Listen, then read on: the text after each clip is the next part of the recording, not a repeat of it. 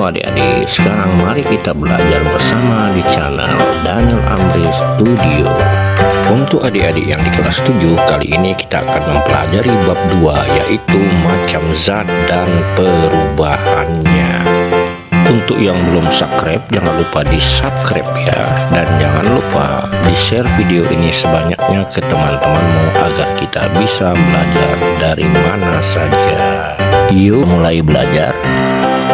Apa itu zat? Zat atau materi adalah semua benda yang menempati ruang. Apa saja perbedaan ketiga macam zat tersebut? Yuk kita bahas satu persatu. Yang pertama, zat padat atau solid. Ciri-ciri zat padat ini adalah partikelnya berdekatan dan teratur. Yang kedua, partikelnya susah dipisahkan. Dan yang ketiga, volume dan bentuknya tetap. Yang kedua, zat cair atau liquid. Zat cair sebenarnya partikel-partikelnya masih berdekatan tetapi tidak teratur. Ciri yang keduanya, partikelnya lebih mudah dipisahkan. Ciri yang ketiganya, volumenya tetap dan bentuknya berubah mengikuti wadah yang ditempatinya. Misalnya jika dimasukkan ke dalam mangkuk, maka bentuk zat cair itu seperti mangkuk begitu. Kemudian yang terakhir adalah benda gas. Ciri-ciri benda gas sebagai berikut. Satu, jarak partikelnya jauh. Yang keduanya, partikelnya mudah dipisahkan. Yang ketiga, cirinya volume dan bentuknya berubah-ubah, jadi tidak tetap ya. Jadi kalau tadi benda cair, volumenya tetap dan bentuknya berubah-ubah. Tetapi kalau pada gas ini, volume dan bentuknya kedua-duanya berubah. Selanjutnya kita pelajari mengenai perubahan wujud zat.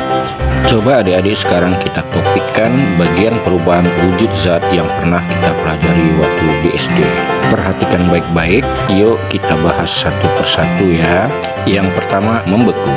Membeku adalah perubahan wujud zat cair menjadi zat padat. Contohnya air menjadi es.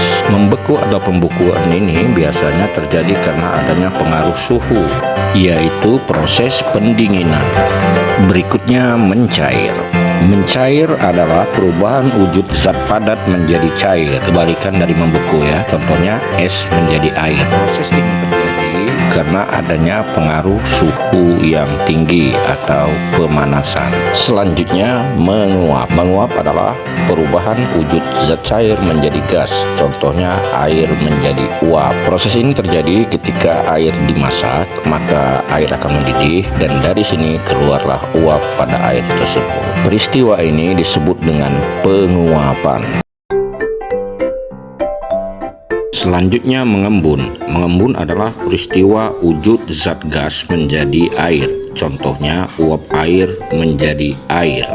Bisa terlihat di situ bahwa pada tutup panci yang terdapat uap-uap air akan berubah menjadi zat cair atau air. Yang berikutnya, menyublim. Menyublim adalah perubahan wujud zat padat menjadi gas. Contohnya kapur barus menjadi gas. Nah, kalau kita simpan kapur barus di dalam lemari, lama-lama kapur barusnya itu akan hilang. Itu karena peristiwa menyublim. Selanjutnya, mengkristal. Mengkristal adalah perubahan zat gas menjadi zat padat. Contohnya bunga es di dinding freezer. Nah, jadi yang di dinding freezer itu tidak berasal dari zat cair ya, tetapi berasal dari gas. Berikutnya, berdasarkan sifat perubahan yang terjadi, maka perubahan zat terbagi menjadi perubahan fisika dan perubahan kimia. Di mana perubahan fisika tidak menyebabkan munculnya jenis zat baru, sementara perubahan kimia menghasilkan jenis zat baru. Perubahan fisika mempunyai ciri-ciri sebagai berikut. Yang pertama, terjadinya perubahan wujud. Penyebabnya adalah gaya atau suhu. Contohnya, kayu yang terpotong disebabkan oleh adanya gaya. Perubahan fisika bersifat reversibel. Contohnya, jika es sudah berubah menjadi air, maka bisa berubah menjadi es kembali. Berikutnya, ciri-ciri perubahan kimia adalah terbentuknya jenis zat baru, kemudian berubah warnanya, berubah suhunya, muncul gas atau endapan. Kemudian reaksi bersifat irreversibel, artinya tidak bisa berubah ke wujud semula. Contohnya besi yang berkarat, buah yang membusuk, dan lain-lain sebagainya. Oke, sekarang kita lanjutkan mengenai unsur, senyawa, dan campuran. Apakah perbedaan di antara ketiganya? Jadi unsur, senyawa, dan campuran itu memiliki perbedaan-perbedaan yang harus kalian pahami ya adik-adik. Nah sekarang langsung aja kita pelajari perbedaan-perbedaan tersebut.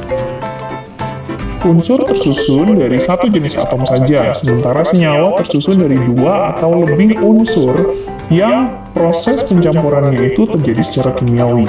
Kemudian kalau campuran tersusun dari dua atau lebih unsur atau senyawa, ya jadi bisa campuran unsur atau campuran senyawa, tapi proses pencampurannya secara fisika. Kemudian unsur tidak bisa lagi diuraikan menjadi zat yang lebih sederhana, jadi unsur itu adalah materi terkecil ya. Nah, jika unsur sudah tidak bisa lagi diuraikan, kalau senyawa masih bisa diuraikan menjadi unsur-unsur penyusunnya dengan menggunakan reaksi kimia. Sementara campuran bisa dipisahkan menjadi zat-zat penyusunnya secara fisika. Senyawa memiliki perbandingan massa unsur penyusun yang selalu tetap, sedangkan campuran tidak tetap. Senyawa memiliki sifat yang berbeda dengan unsur-unsur penyusunnya, sementara campuran masih memiliki sifat yang sama dengan zat-zat penyusunnya.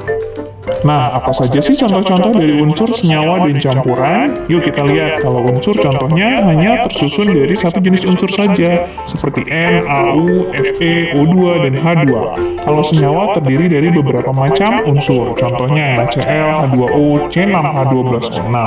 Lalu ada campuran yang contohnya adalah larutan gula dan larutan garam. Adik-adik, selesai sudah materinya, semoga bermanfaat dan bisa dipahami. Jangan lupa untuk mengulang-ulang lagi pelajaran. Oke, sampai di sini dulu adik-adik. Semoga kamu sehat dan bahagia selalu. Bye-bye.